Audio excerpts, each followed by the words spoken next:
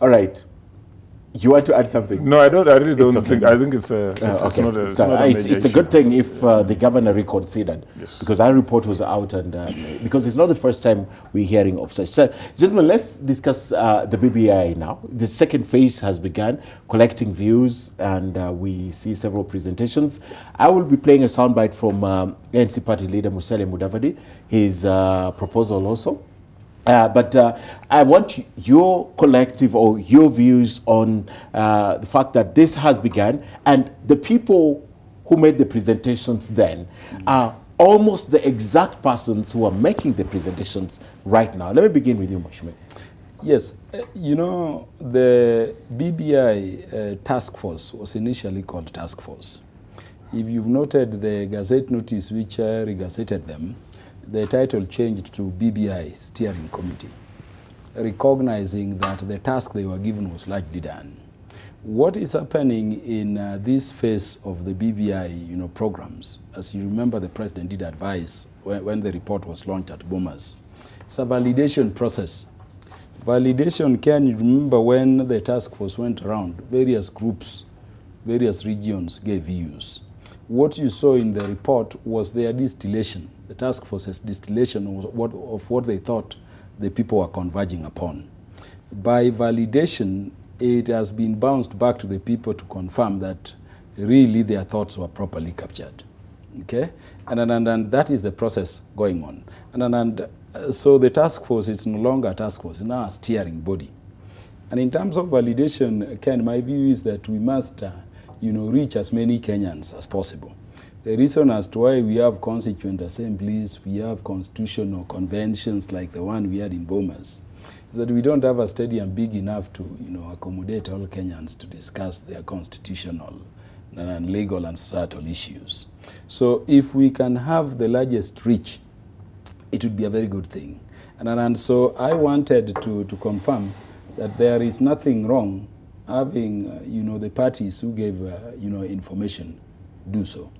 As there is also nothing wrong in extending this thing to every other Kenyan, including all Kenyans or other Kenyans who did not give views.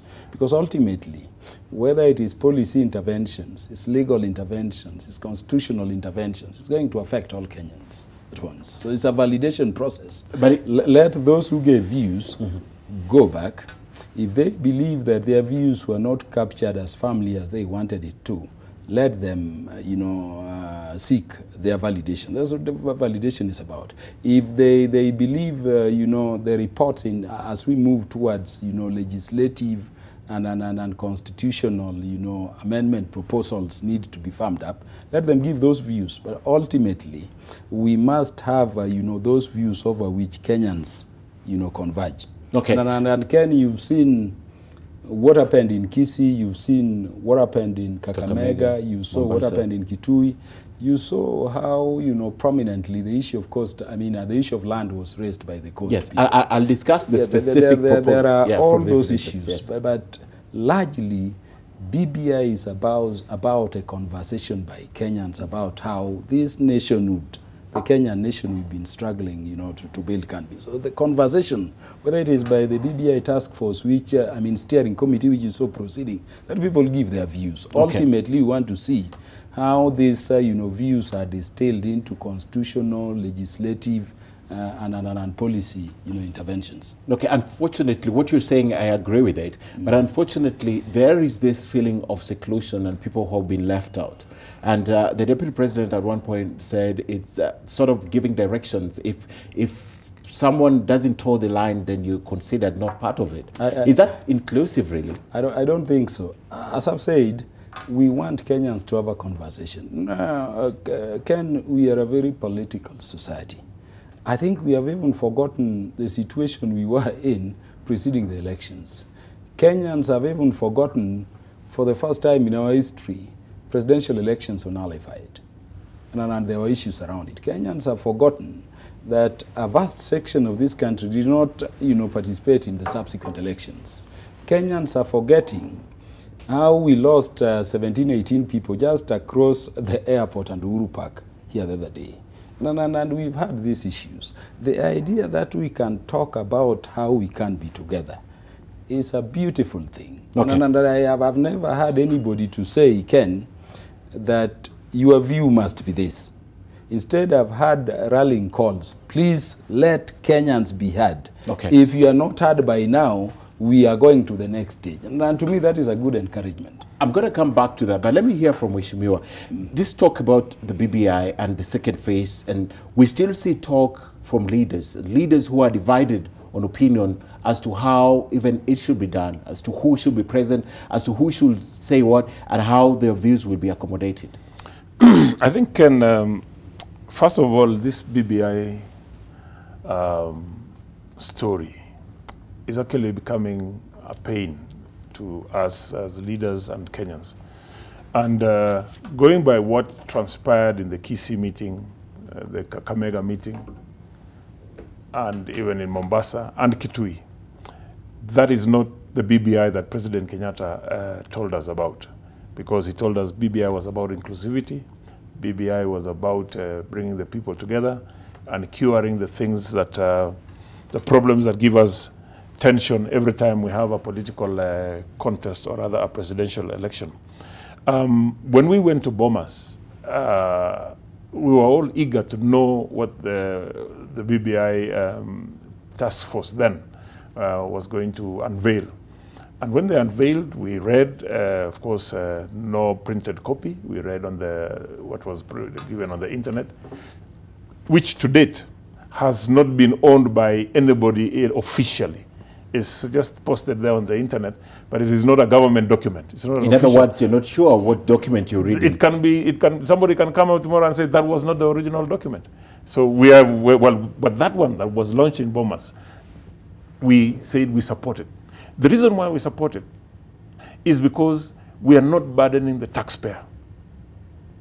My position, and I think the position of many people, is we should not be running BBI to try and say, we Kenyans fight all the time because of winner take it all. Now let us divide and create some positions. Let us create positions for governors who have done their second term, create some regional governments, and we say we are solving the problems that affect Kenyans. That is not the solution. So we are hoping that this BBI, starting now from the meeting that is going to be in Narok on Saturday, and the subsequent one that will be in Meru on the 29th, we want to see all Kenyans who have come to be welcome.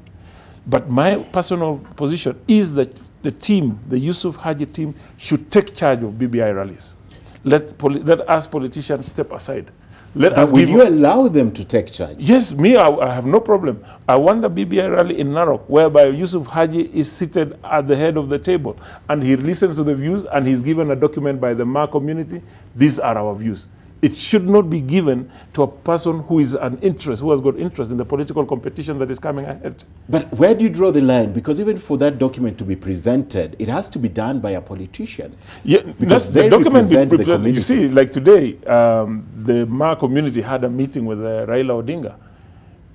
He's not a member of the task force. Yes. He's not a member of the task force.